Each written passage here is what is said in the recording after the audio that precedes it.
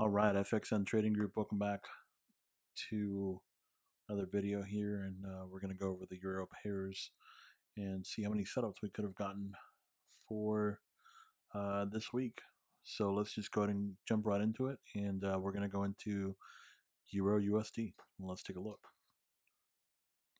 All right, so starting off here, beginning of the week, and here's our Asian box here, and essentially, we do have two possible trades. I think the first one though would have been very hard to catch because it really wasn't a lot there, and so that would have been this one here.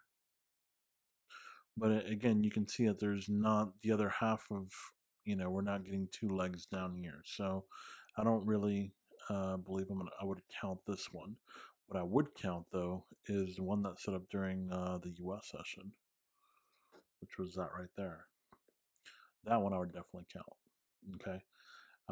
But yeah, so this one here, as much as it's a type 3 setup, where we're sitting up in the middle of the Asian range, the problem is that we don't have, a W, we don't have any kind of, railroad tracks or star patterns or quarter word or anything like that. When you really start to analyze it, you can be like, yeah, there's that there, but that's not really what we're looking for. We're looking for something that's clear and obvious, right? And so this is not very clear and obvious as far as the setup goes, that we could have taken this nice trade here. So in this particular case, we would not have taken that trade. Um, there's not enough there for you to see it. So it's just not very clear. All right. So let's go to the next day here. And on this day here, the only setup that I see here is going to be probably around that 6 o'clock time frame. And what we're looking at here is essentially having a W formation here.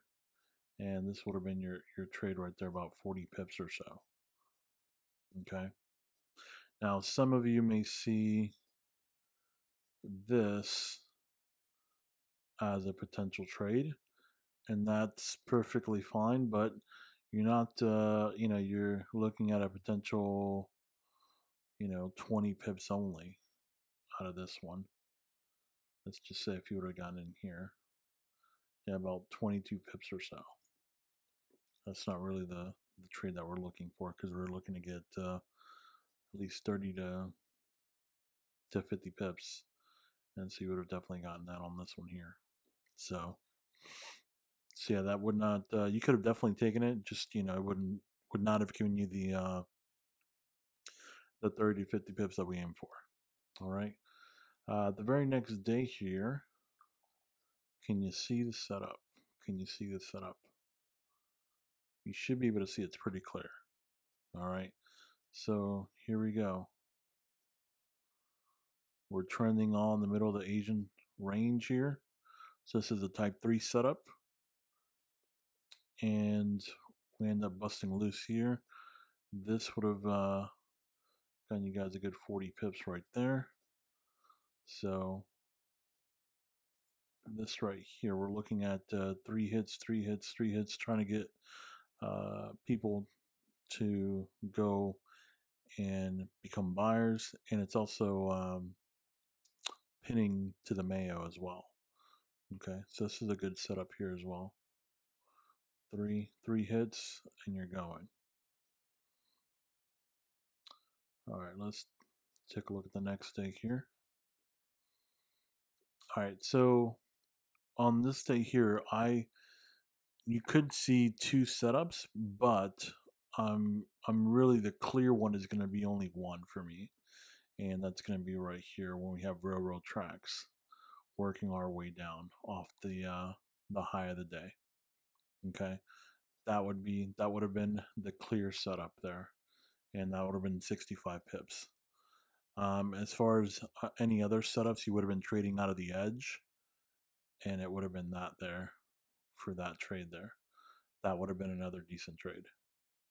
But not everybody's going to see that W there. So the clearer trade would have been railroad tracks, right at 6 o'clock in the morning, all the way down through the U.S. session. All right, and on Friday, today or yesterday, so there's only essentially one setup here, and that would have been this right here. So this would have been your trade setup there, and that would have been a good 80 pips. Okay.